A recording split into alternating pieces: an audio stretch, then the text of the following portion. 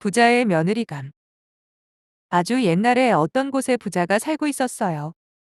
그 부자는 자신의 사랑하는 아들을 결혼시키려고 이런저런 궁리를 했지요. 부자가 생각했어요. 우리 집이 더 큰 부자가 되고 그 재산을 잘 지키고 관리하려면 며느리가 잘 들어와야 할 텐데 어떻게 하면 좋은 며느리감을 얻을 수 있을까? 여러 날 생각을 곰곰이 하더니 마침내 좋은 생각이 떠올랐어요. 그래서 당장 서둘러 며느리감을 시험에서 뽑기 위해 자신의 집 앞에 다른 집을 하나 준비했어요. 그리고 동네방네 소문을 냈어요. 누구든지 부잣집에 시집을 오고 싶은 처녀가 있으면 그 처녀의 가문이 높든 낮든 상관하지 않을 거라고 했어요. 또 처녀의 집에 재산이 많거나 적거나 관계없지만 처녀가 먼저 집 앞에 준비한 며느리 집에서 한 달을 살아야 하는 게 조건이라고요. 그리고 한 달 동안 먹을 식량은 쌀 한 말과 잡곡 한 말, 그리고 반찬으로는 신김치, 몇 포기와 간장 한 종지만 줄 거라고 했어요. 이것은 한 사람이 한 달을 먹기에는 부족한 적은 양이었지요.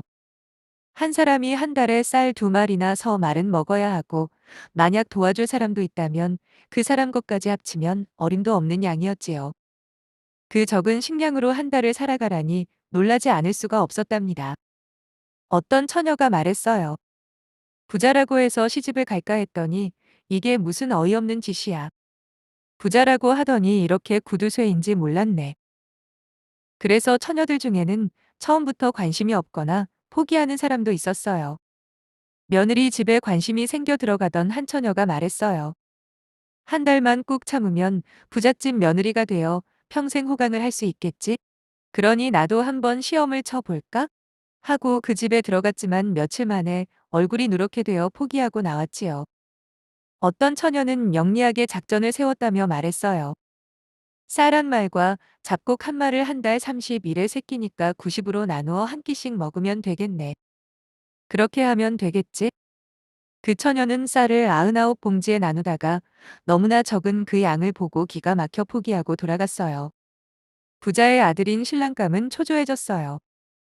그리고 이런 생각을 했어요. 도대체 우리 아버지는 나를 장가보낼 생각을 하시기는 한 건가? 왜 저런 며느리 집을 만들어서 처녀들을 굶겨보내거나 욕을 하며 돌아서게 하시지? 이 나이가 되었으니 나도 결혼을 해야 할 텐데 말이야. 그래서 아버지에게 가서 빨리 결혼을 할 수 있게 며느리 집을 없애버리거나 식량을 많이 주는 것이 어떠냐고 부탁을 했지만 번번이 꾸지람만 듣고 쫓겨나야 했어요. 아버지가 말했어요. 이놈아, 아무것도 모르면 가만히 있어라. 다 너를 위하고 우리 집안을 위해서 하는 일이다. 그러니 아무 소리도 하지 말고 기다리고만 있어. 결국 내 마음에도 드는 색식감이 나타날 것이야. 아들이 재촉하며 말했어요. 아버지, 그래도 저는 빨리 결혼하고 싶어요. 아버지가 호통을 치며 말했어요. 조금만 참으면 평생 너와 함께 행복하게 살 색식감이 나타날 텐데 너는 그것도 모르고 이렇게 졸라대냐? 아무것도 모르면 그저 잠자코 물러나 있어. 어서 가거라. 이제 지독한 구두쇠라는 소문이 나서 웬만한 집에서는 청혼도 하지 않게 되어버렸어요. 전에는 가끔씩 신부 후보가 나오기도 하더니 점점 지원자가 없어졌습니다. 그런데 오랜만에 지원자가 나타났습니다. 그 처녀는 건넌마을에 사는 집안도 보잘것없는 가난한 집 딸이었어요. 그 처녀가 말했어요. 부자라고 하기에 까다로울 줄 알았는데 집안이 훌륭한 처녀를 고르는 것이 아니었구나. 그렇다면 내가 며느리감으로 나서 봐야겠네. 가난한 집 처녀가 그 부잣집을 찾아가서 며느리 집에 들어갔어요. 집을 지키던 할멈이 반가워하면서 방 청소를 해주었어요. 그것을 보던 처녀가 말했어요. 아니, 그러지 말게. 이 방은 내가 한 달 동안 있을 방이니까 처음부터 내가 스스로 청소를 하겠네. 할멈은 가서 어서 자기 볼일이나 보도록 하게. 그러더니 그 집이 마치 자기 집인 것처럼 팔을 걷어올리고 청소를 시작했어요. 그동안 여러 사람이 왔다 갔지만 이처럼 청소를 한 사람은 없었으므로 집안은 어지럽고 지저분했어요. 더구나 요즘에는 며느리 집에 들어온 사람이 없어서 먼지가 이곳저곳에서 풀풀 날리며 많이 났지요. 그 처녀가 이것을 말끔히 청소한 거예요.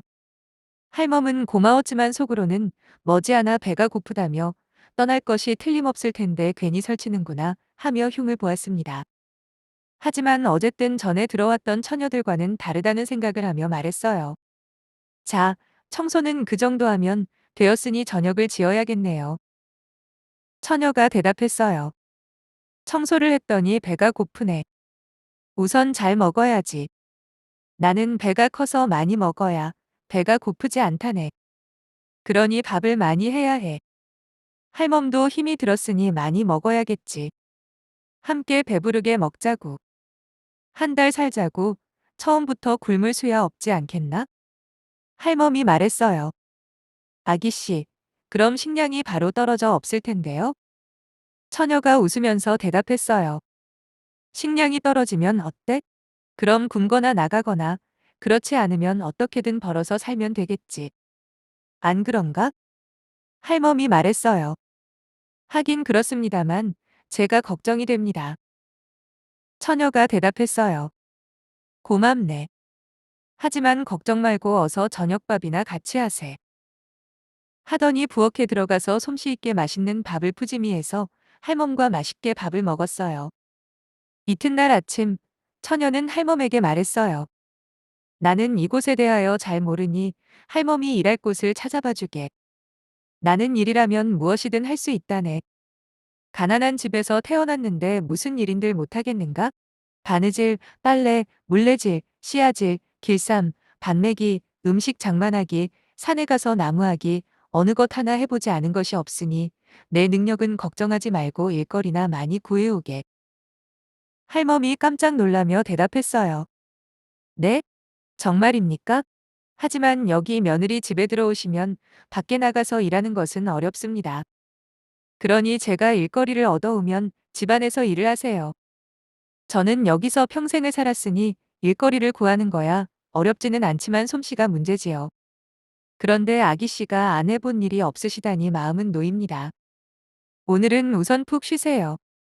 내일부터 일거리를 맡아서 돈벌이를 해도 늦지는 않을 거예요. 처녀가 말했어요. 그래? 그럼 나는 할멈만 믿고 집에 있겠네. 그러더니 처녀는 어제 집안 청소를 했지만 다시 청소를 시작했어요. 할멈은 일거리를 구한다고 하며 나가서 부자 영감님에게 갔어요. 부자가 물었어요. 할멈, 하룻밤만 함께 지내면 며느리감이 어떤지 알 수 있지 않은가? 어제 온 처녀는 어떤 것 같은가? 할멈이 대답했어요. 아이고, 주인 어른. 말도 하지 마십시오. 늙은 제가 깜짝 놀랐습니다. 그러면서 어제 오늘 사이에 일어났던 일을 자세히 말해 주었습니다. 부자가 껄껄 웃으며 말했어요. 허허, 내가 그렇게 기다리던 며느리감이 드디어 들어왔구먼. 그래도 좀 더 살펴보세. 그리고 부인에게 말해서 일거리를 며느리 집에 전해주었어요. 한 달의 시간이 다 지났습니다. 그동안 처녀는 옷 짓는 솜씨가 매우 뛰어나서 온 동네 사람들의 옷을 다 맡아서 지었습니다.